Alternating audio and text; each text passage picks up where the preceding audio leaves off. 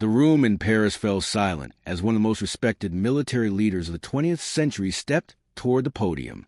It was April 11, 1952, only a few years after the end of the most destructive war in human history.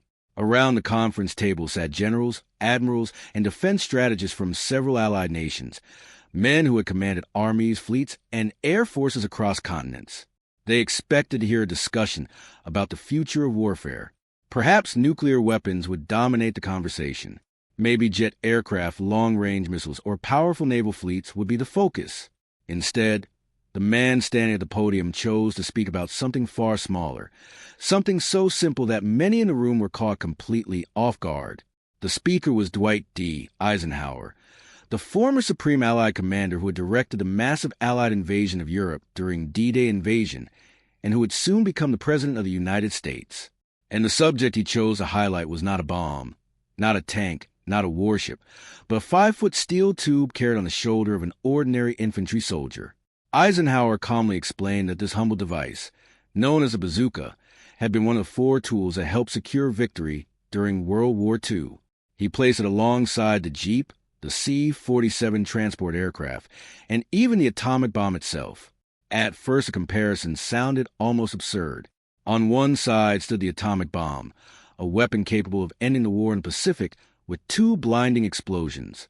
On the other stood a simple rocket launcher that cost roughly $25 to manufacture. Yet Eisenhower believed they deserved a place on the same list. To many listeners, this idea seemed unbelievable, but if anyone truly understood the importance of that weapon, it was the soldiers who had faced it on the battlefield. By 1944, German armored forces had begun to realize that the battlefield had become far more dangerous than before. In the hedgerows of Normandy, in the shattered towns of Italy, and in the frozen forests of the Ardennes, Allied infantry were now carrying a weapon capable of destroying tanks in seconds. Small 2-man teams armed with bazookas could hide almost anywhere. They waited behind walls, crouched inside damaged buildings, or positioned themselves along narrow roads covered in rubble. Suddenly, the battlefield became unpredictable for German tank crews who had once advanced across Europe with terrifying confidence.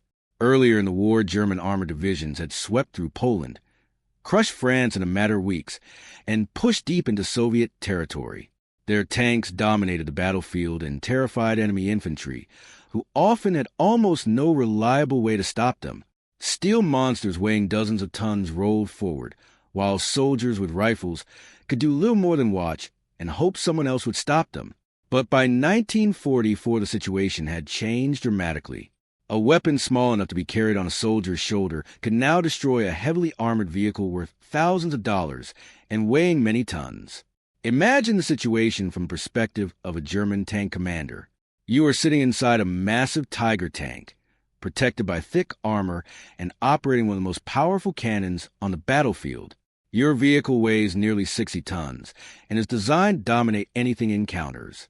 In theory, you should feel invincible.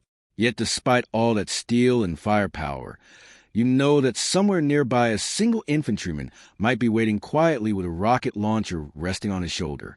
He could be hidden behind a broken wall, lying silently in the snow, or crouching in tall grass just off the road. The weapon he carries is nothing more than a simple steel tube weighing less than many rifles. But if he manages to approach within about 100 yards, your enormous armored vehicle could become a burning wreck in less than 3 seconds. That terrifying possibility forced German tank crews to behave in ways they had never experienced before. Every ruined building suddenly looked dangerous. Every window might hide an ambush. Every pile of rubble could conceal a soldier holding a bazooka. The confidence that had once powered lightning-fast armored advances began to erode, replaced by hesitation and caution. This dramatic shift raises an important question. How did such a simple and inexpensive weapon manage to change the rules of armor warfare? How did something that looks almost primitive compared to tanks and artillery become powerful enough to challenge one of the most advanced armies in the world? To understand that story, we must travel back to the spring of 1942, when 2 men arrived at a quiet testing ground carrying a strange prototype they had assembled earlier that very day. Their invention would eventually transform the way infantry soldiers fought against tanks. But before reaching that moment, It is important to understand the desperate problem they were trying to solve. In early 1942, the United States Army faced an uncomfortable reality. American infantry soldiers had almost no reliable way to stop an enemy tank. Imagine lying in a shallow foxhole while a 40-ton armored vehicle moves toward your position. Its machine guns sweep the ground, and its cannon slowly turns in your direction. The earth shakes beneath its tracks as it approaches. What can you possibly do if the most powerful weapon you carry is a standard rifle? The answer is almost nothing. Rifle bullets cannot penetrate tank armor any more than raindrops can pierce steel. When the United States entered the war after the attack on Pearl Harbor in December 1941, American ground forces possessed very few portable anti-tank weapons. Tanks had already proven themselves to be one of the most dominant forces on the battlefield. German armored divisions had demonstrated their devastating effectiveness by rapidly conquering large portions of Europe. Meanwhile, the average American infantryman had little more than determination when facing those machines. Other countries had experimented with different solutions, but many of them were far from ideal. British forces relied on the Boy's anti-tank rifle, a heavy weapon weighing more than 30 pounds that struggled to damage newer German tanks. Soviet troops used a PTRD anti-tank rifle, which fired an extremely powerful round but produced brutal recoil and had limited effectiveness against thicker armor. These weapons were not true solutions.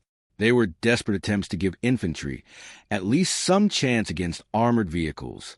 American doctrine reflected this weakness. If enemy tanks appeared, infantry units were instructed to call for their own tanks or anti-tank guns. If those were unavailable, they might attempt to use grenades. And if the enemy was too far away, retreat was often the only realistic option. For soldiers preparing to fight in Europe and North Africa, this was a frightening reality. The pressure on American engineers was enormous. The United States was preparing to send millions of troops overseas, and every day without a solution meant greater danger for those soldiers. Somewhere inside the massive military research system, someone needed to invent a weapon that would give ordinary infantry a fighting chance against tanks. That solution began to take shape in 1942 at a small research facility in Maryland. Two men were working on an unusual idea. One of them was Leslie Skinner, an experienced ordnance officer who had spent years studying rocket technology. The other was his assistant, Edward Ewell, a young engineer only 24 years old who had recently graduated from Lehigh University before joining the Army's Ordnance Department. Their mission sounded simple but was incredibly difficult.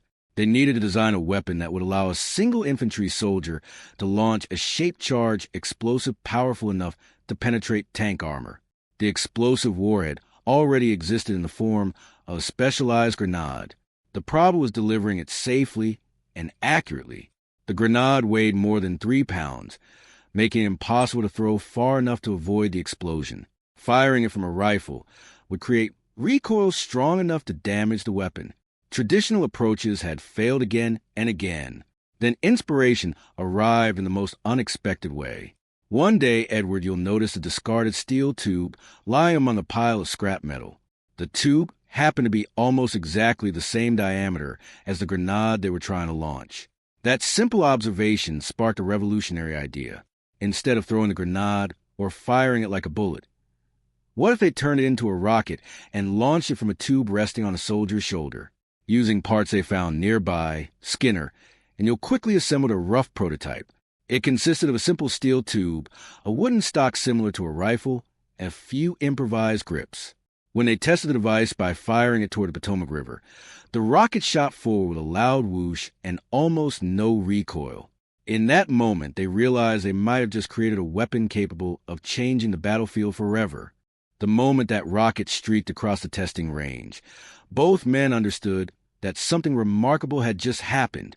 The launcher was crude, improvised, and assembled from whatever materials happened to be nearby. Yet the concept worked. The rocket flew straight. The recoil was almost non-existent, and the idea of allowing a single soldier to fire an anti-tank explosive from his shoulder suddenly seemed not only possible but practical. However, inventing a weapon in a workshop and convincing a massive military bureaucracy to adopt it were two very different challenges. In 1942, the American military system was cautious and often skeptical of unfamiliar ideas, especially those that looked overly simple. The device Skinner and Ewell had built did not resemble the sophisticated equipment officers expected to see. To many observers, it looked more like a piece of plumbing than a serious battlefield weapon. Yet the urgency of the war meant that even unusual ideas were given a chance to prove themselves. On May 6, 1942, the Army arranged a formal demonstration at Aberdeen Proving Ground. The event had originally been organized to showcase several British anti-tank spigot mortars, heavy and complicated weapons that weighed well over 100 pounds and required trained crews to operate effectively. Senior officers and generals gathered to watch these demonstrations, expecting to see powerful new technologies capable of stopping enemy tanks. The large mortar systems were fired first. Crews struggled to maneuver the heavy equipment while trying to track a moving target. An American M3 Stuart tank driving across the test field at roughly 150 yards distance. Despite their size and complexity, none of the mortar teams managed to hit the moving vehicle. The generals watching the test began to lose interest. Then Skinner and his young assistant stepped forward, carrying their strange metal tube. Their launcher looked almost laughably simple compared with the large weapons that had just failed. There was even an embarrassing detail that made the situation more awkward. During the rush preparation for the demonstration, no one had installed proper aiming sights on the launcher. On the very morning of the test, the young engineer had to improvise a solution. Using a pair of pliers and a wire coat hanger, he bent the metal into a crude aiming ring and attached it to the tube. It was not elegant, but it would have to work. As the watching officers observed with curiosity, the engineer lifted the launcher onto his shoulder. During that first test, he even wore a welder's mask because he was unsure whether the rocket exhaust might blast backward toward his face. The risk seemed real, but the moment had arrived. He aimed using the makeshift coat hanger sight and pressed the trigger. The rocket shot forward with sharp whoosh, leaving a thin trail of smoke in the air. Seconds later, it slammed directly into the moving tank. The observers were stunned. Without any dramatic celebration, the young engineer calmly reloaded the launcher. Only a few seconds later, he fired again. The second rocket also struck the tank. What moments earlier had looked like a crude experiment suddenly appeared to be one of the most practical anti-tank weapons anyone had ever seen. Among the officers present that day was Gladion Barnes, the head of research and engineering for the U.S. Army's Ordnance Department. Barnes walked over to examine the launcher more closely. According to later accounts, he studied the steel tube for a moment and then made a casual remark that would unintentionally give the weapon its famous name. He said the launcher reminded him of the homemade musical instrument used by radio comedian Bob Burns, who performed a long pipe instrument he called a bazooka. The nickname immediately stuck.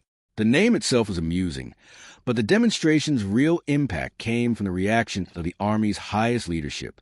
Reports from the test quickly reached George C. Marshall, the Chief of Staff of the United States Army. Marshall immediately understood the significance of what he was seeing. The weapon represented a major breakthrough in infantry warfare. For the first time, ordinary soldiers could carry a weapon capable of destroying enemy tanks without relying on heavy artillery or armored vehicles. Marshall wasted no time.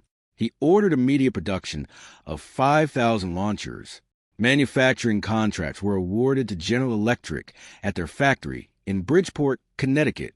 The speed of production was astonishing. Within weeks, assembly lines were already building the new rocket launcher in large numbers. The design was so simple that it required only basic materials and straightforward manufacturing techniques. Each launcher needed about 20 pounds of steel and a few electrical components. Skilled factory workers could assemble a complete unit in roughly 2.5 hours.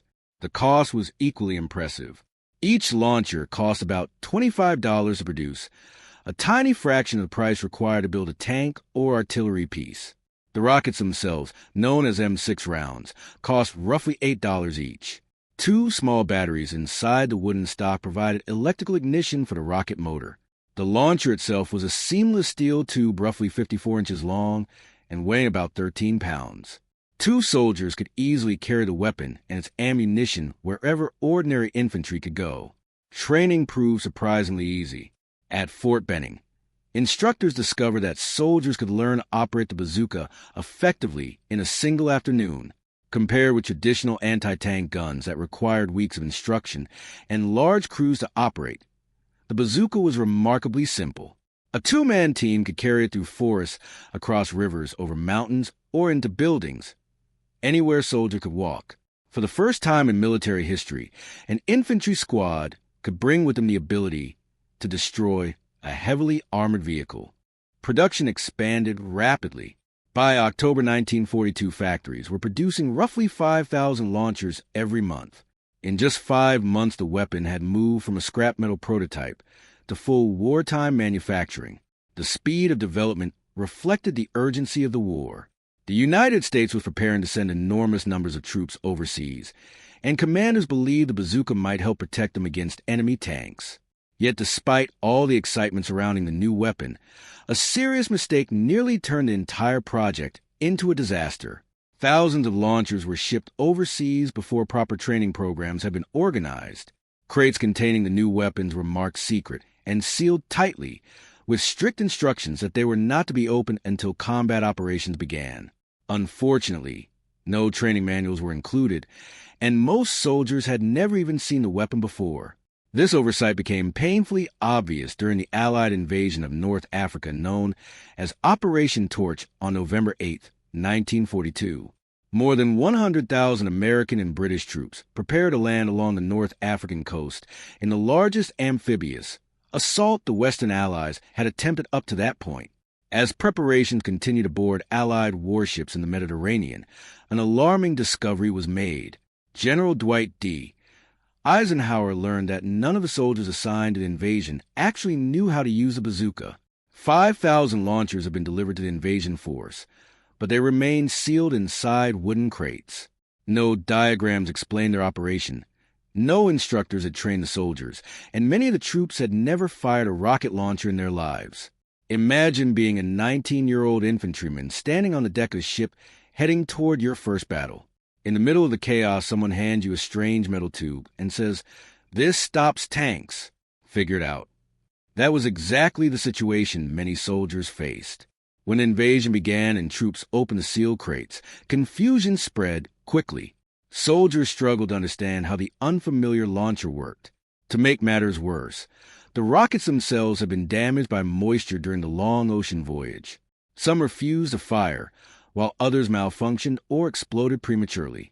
One report from the 509th Parachute Infantry Regiment stated that out of the first 20 rockets they attempted to fire, only 7 worked correctly. That meant a failure rate of roughly 65%. Despite these problems, a few early combat reports hinted at the weapon's potential. On November 10, 1942, a short entry in the combat log of the U.S. 1st Armored Division recorded that an anti-tank team had destroyed 2 enemy Renault tanks using the new rocket launcher near the Algerian port of Arzew. The report concluded with a simple but revealing statement. The weapon was effective when functioning properly. Those 3 words, when functioning properly, captured both the promise and the problem of the bazooka. The idea clearly worked, but the system required better ammunition, improved reliability, and proper training before it could become the battlefield game changers designers had imagined. Unfortunately, the United States Army was about to learn those lessons in the harshest possible way. Only a few months later, American forces would suffer one of their most humiliating defeats of the war during the brutal fighting at Battle of Kasserine Pass in Tunisia. During that battle, German forces would capture several intact bazookas and study them carefully. What they discovered would lead to creation of one of the most feared anti-tank weapons of the war. And in a twist of history that no one could have predicted, the weapon designed to destroy German tanks would soon inspire the Germans to build their own, even more powerful version. The disaster that followed would shake the confidence of the young American army and unexpectedly reshape the story of the bazooka. In February 1943, the rugged mountains and narrow passes of Tunisia became the stage for one of the most painful lessons the United States Army would experience during the war. The confrontation unfolded at the infamous Battle of Kasserine Pass, where inexperienced American forces suddenly found themselves facing one of the most skilled battlefield commanders in the German military, Erwin Rommel. Known as the Desert Fox, Rommel had spent years perfecting the art of fast-moving armored warfare across the deserts of North Africa. His troops from the Afrika Korps were veterans who had fought through dozens of brutal engagements, while many of the American soldiers facing them had been in combat for only a few weeks. On the morning of February 14, 1943, German armored units surged forward to the mountain pass with devastating force. Panzer IV tanks and powerful Tiger tanks smashed into American defensive positions, supported by experienced infantry and artillery. The American troops holding the pass struggled to organize a coordinated defense. Units were scattered, communications were confused, and many soldiers had little experience facing large armored formations. For the Germans, it was an opportunity to exploit every weakness. For the Americans, it quickly turned into a nightmare.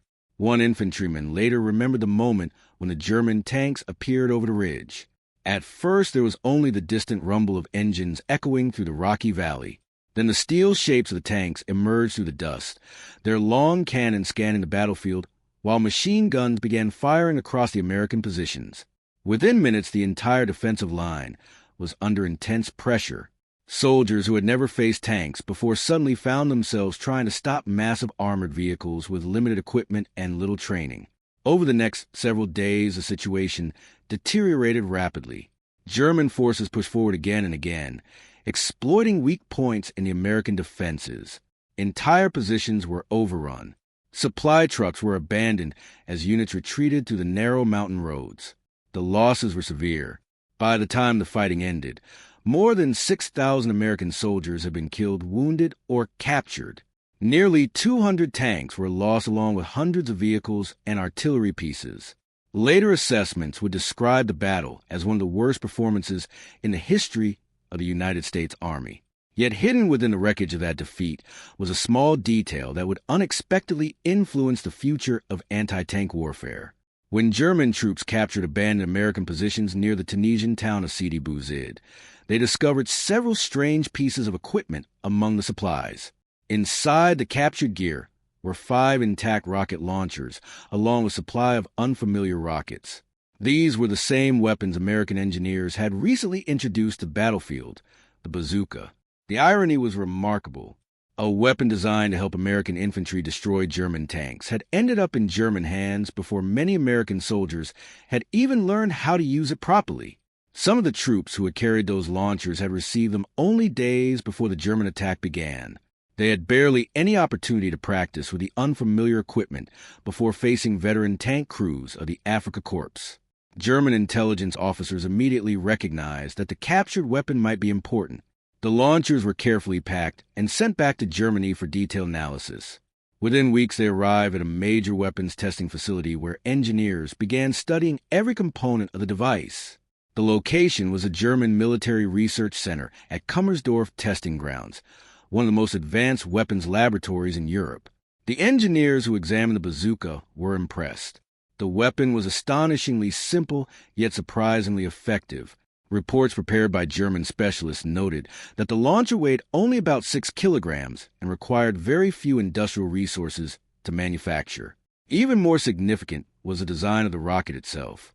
The shape-charged warhead could penetrate roughly 80 millimeters of armor at a distance of around 100 meters, enough to threaten many tanks operating on the battlefield at the time. German military industry had a long tradition of studying enemy equipment and adapting useful ideas for its own purposes. When engineers examined the bazooka, they immediately saw an opportunity. Instead of trying to design something completely new, they could copy the concept, improve certain elements, and produce their own version. Within months, German factories began producing a similar rocket launcher known officially as the Raketen Panzerbuchs 43. Soldiers quickly gave it a more memorable nickname, the Panzerschreck, which roughly translates to tank terror. The new weapon was based heavily on the American bazooka, but incorporated several modifications that reflected German engineering preferences. The most noticeable difference was the size of the warhead. German engineers increased the diameter from about 60 millimeters to 88 millimeters, significantly boosting its armor-piercing capability. This larger rocket allowed the Panzerschreck to penetrate up to 160 millimeters of armor at a distance of 100 meters. On paper, The German weapon appeared more powerful than the original American design. However, the improvements came with hidden costs. The larger rocket required a bigger launcher, which increased the weight of the weapon to more than 20 pounds. The stronger rocket motor also produced a powerful backblast when fired. Early crews discovered that the exhaust could burn the operator if proper precautions were not taken. To solve this problem, German designers eventually added a large protective blast shield in front of the gunner's face. In comparison, the American bazooka remained lighter and simpler. Most versions weigh between 13 and 15 pounds and produce far less dangerous backblast. A bazooka team could move quickly across rough terrain without carrying heavy equipment or protective gear. While the Panzerschreck might look superior on paper, real battlefield conditions often favored the simpler design. But the most important difference between the two weapons was not technical. It was industrial. Germany possessed brilliant engineers and advanced weapons technology, but its industrial system struggled to produce equipment in the enormous quantities required for a global war. American factories, on the other hand, were capable of producing weapons at an astonishing scale. By the later years of the conflict, the United States was manufacturing tens of thousands of bazookas every month. By the end of the war, American industry had produced nearly 500,000 launchers and more than 15 million rockets. German production never reached that level. Although hundreds of thousands of anti-tank launchers were eventually manufactured, the numbers were far smaller than the massive American output. This difference reflected a broader pattern that would ultimately determine the outcome of the war. Germany often focused on creating highly advanced weapons, while the United States concentrated on building huge numbers of weapons that were simple, reliable, and easy to manufacture. In warfare, quantity often becomes its own form of power. As the war continued, the bazooka began appearing in increasing numbers across Allied battlefields. Infantry units received dedicated two-man teams responsible for carrying the launcher and its ammunition. Training programs were expanded so soldiers would understand exactly how to use the weapon effectively. Engineers improved the rockets themselves, replacing unreliable early models with more dependable versions. Gradually, the bazooka evolved from an experimental device into a standard part of infantry equipment. By 1943 and 1944, many American infantry battalions were equipped with dozens of launchers. This meant that almost every squad could potentially field a bazooka team if enemy armor appeared. For German tank crews, this created a new and unsettling reality. A tank advancing through open terrain might once have felt nearly unstoppable, but now every hedgerow, building, or tree line could conceal a pair of soldiers armed with a rocket launcher capable of destroying their vehicle. The threat was no longer limited to large anti-tank guns or enemy tanks. The danger could come from anywhere, carried by ordinary infantry.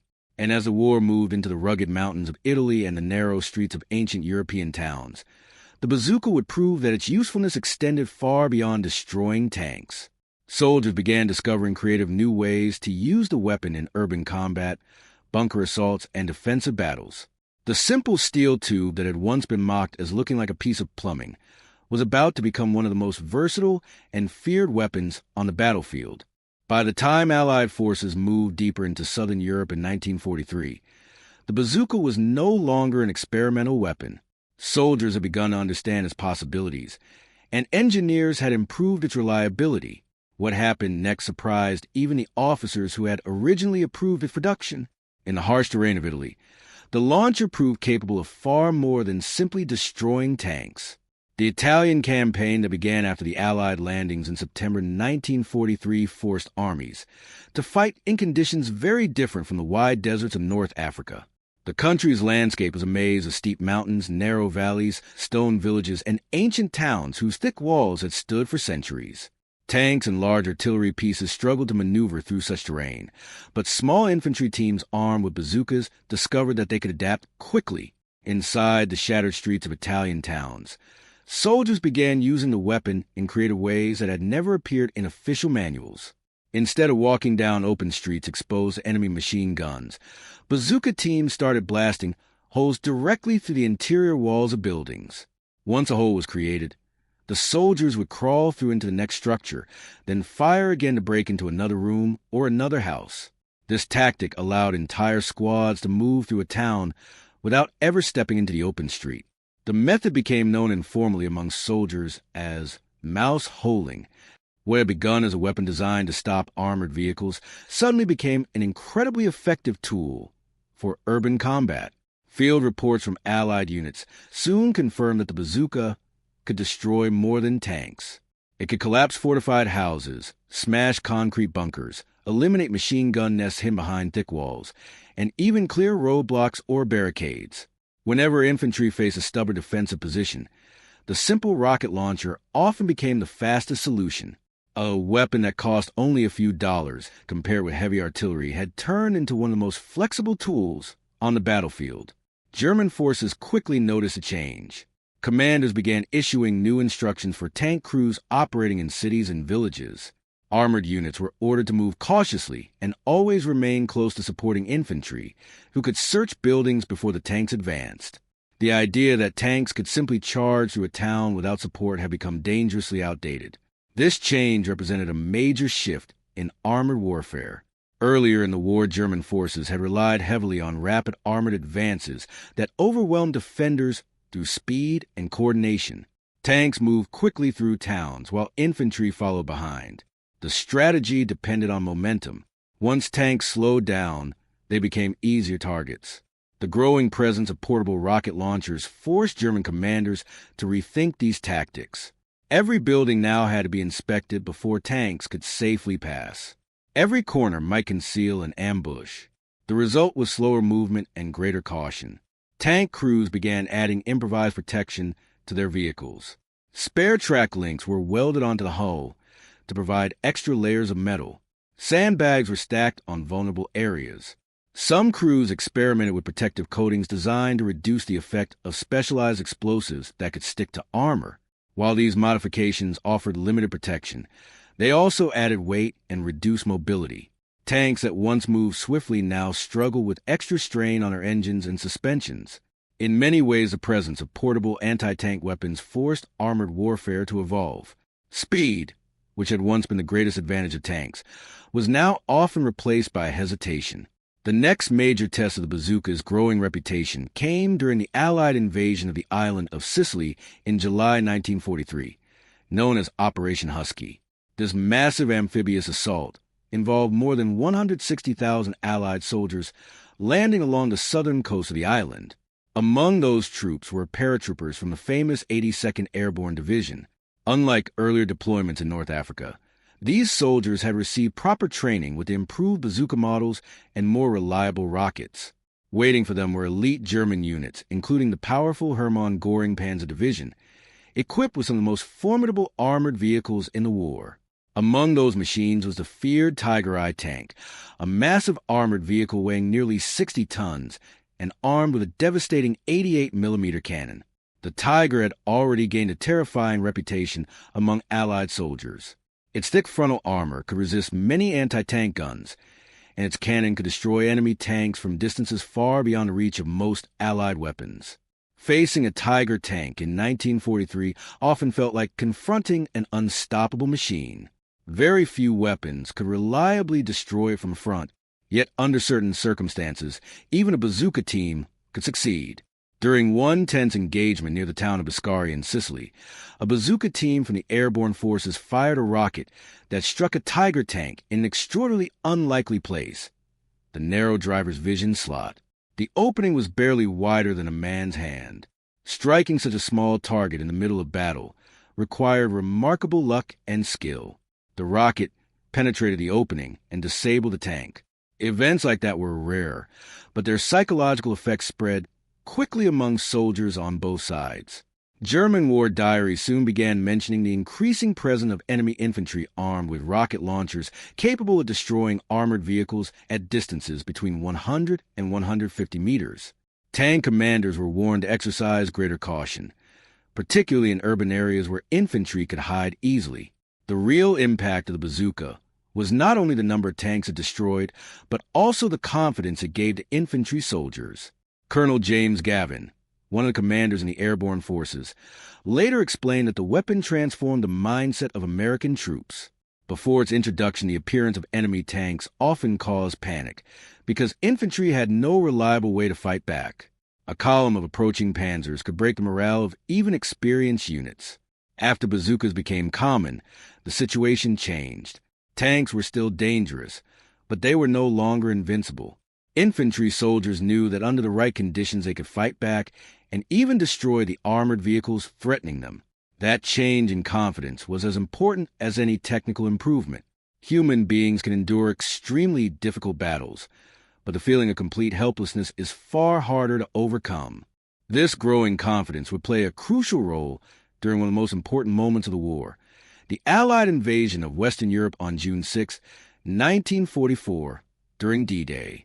As more than 150,000 Allied soldiers crossed the English Channel and landed on the beaches of Normandy, thousands of bazookas came with them. By this stage, the weapon had been improved with better ignition systems, stronger launch tubes, and more reliable rockets. Most importantly, the soldiers carrying them had already gained valuable experience in previous campaigns. The terrain they encountered in Normandy turned out to be perfectly suited for ambush tactics, using portable rocket launchers. The countryside was divided into small fields separated by thick hedgerows, tall earthen walls covered in dense vegetation. These natural barriers limited visibility and forced tanks to approach each field slowly, without knowing what waited on the other side. When tanks attempted to cross a hedgerow, they often exposed their vulnerable sides or rear sections. Behind those hedges, Allied infantry teams could hide with bazookas ready. A German tank approaching the obstacle might suddenly find itself facing a rocket fired from only a few dozen yards away. In such conditions, even the strongest armor could not guarantee safety. Battlefield reports from American divisions operating in Normandy noted that handheld rocket launchers were responsible for a significant number of armored vehicle losses in their sector. But the most important effect was psychological. Tanks that might have advanced confidently across open ground now had to move cautiously through the maze of hedgerows. Crews understood that every field might conceal another ambush. The constant uncertainty slowed their movement and disrupted the fast-paced armored tactics that had once given German forces their greatest advantage. The small steel launcher had achieved something remarkable. It had not replaced tanks or artillery, but it had forced one of the most powerful armored forces in the world to change the way it fought. The hunter had begun to fear the hidden infantryman, and yet the most dramatic test of the bazooka still lay ahead. During the bitter winter of 1944, when German forces launched one final desperate offensive through the frozen forests of Belgium and Luxembourg. In that brutal battle, fought in snow and freezing temperatures, the simple rocket launcher would once again prove that even the smallest weapon could influence the outcome of a massive campaign. The fighting didn't stop after that night. Instead, it stretched into days that felt heavier with every passing hour. Reports continued to surface from multiple regions, each carrying fragments of the same grim story. Buildings reduced to rubble, streets once full of life now silent, and families searching desperately for safety while the world watched through screens and headlines. What began as a sudden escalation had turned into something far more complex, a conflict whose consequences were spreading beyond the battlefield and into politics, diplomacy, and global security conversations. The situation had become a moment that analysts, historians, and governments everywhere would examine for years. As international pressure slowly began to build, the tone of global reaction started shifting as well. Leaders from different countries issued statements calling for restraint, urging both sides to step back before the damage became irreversible. Diplomatic channels that had been quiet suddenly reopened. Envoys, ambassadors, and intermediaries began quietly working behind the scenes, attempting to calm the rapidly intensifying situation. These negotiations were rarely visible to the public eye, but they were happening constantly because everyone understood that conflicts like this rarely stay contained within one region. At the same time, the humanitarian consequences were becoming impossible to ignore. Aid organizations reported growing needs in affected areas, where civilians were caught between military operations and the collapse of everyday infrastructure. Hospitals struggled with increasing numbers of injured people, while emergency workers searched through damaged buildings for survivors. These moments rarely make the loudest headlines, yet they reveal the true cost of every conflict. Behind every statistic is a family, a home, a life that has suddenly changed forever. Back in Tehran, officials continue presenting a message of resilience and determination. State media emphasize unity and resistance, framing the conflict as a test of national strength. Political leaders address the public, assuring citizens that the country would defend itself while also promising that strategic decisions were being made carefully. It was clear that every word spoken publicly was calculated, designed to maintain stability within the country, while also sending signals to international audiences. Meanwhile, inside Israel, officials were also facing enormous pressure. The government had to reassure its own population that security remained the top priority, while also navigating the delicate balance of military response and diplomatic fallout. Security briefings became more frequent, and political discussions inside government circles grew increasingly intense. Every move now carried the potential to either calm the situation or push it further toward escalation. What made the situation particularly dangerous was the number of actors watching closely from the sidelines. Regional powers, global alliances, and international organizations were all calculating their own responses. Some feared that if tensions continued to rise, other groups or countries could become involved, transforming a limited confrontation into something far broader and more unpredictable. History has shown many times how quickly regional conflicts can spiral when multiple interests collide. Despite all the uncertainty, one thing remained constant. The world was paying attention. News networks, analysts, and independent observers were trying to piece together the full picture from fragments of information. Satellite images, official statements, eyewitness reports, and intelligence leaks were all being analyzed in real time. Every new detail added another layer to the story, but also reminded everyone how complicated modern conflicts have become. In the middle of all this, ordinary people continue to hope for the same thing they always hope for during times like these: an end to the violence and a return to stability. Across cities and towns, families followed the news closely, trying to understand what might happen next. Some feared further escalation, while others believed that the intensity of the current moment might actually push leaders toward negotiation rather than confrontation. Experts often say that the most dangerous moments in international conflicts are not always the first strikes, but the days that follow. Those are the moments when emotions are high, decisions are made quickly, and misunderstandings can lead to consequences that no one originally intended. That is exactly why the coming days and weeks were seen as critical. Diplomacy, communication, and restraint would determine whether the situation moved toward resolution or further instability. For now, the world waits. Governments continue monitoring every development. Analysts continue studying every signal. And civilians in affected regions continue hoping for calm. The story is still unfolding, and no one can say with certainty what the next chapter will bring. But one thing is clear. Moments like these remind everyone how fragile global stability can be and how important careful leadership becomes when tensions reach their highest point.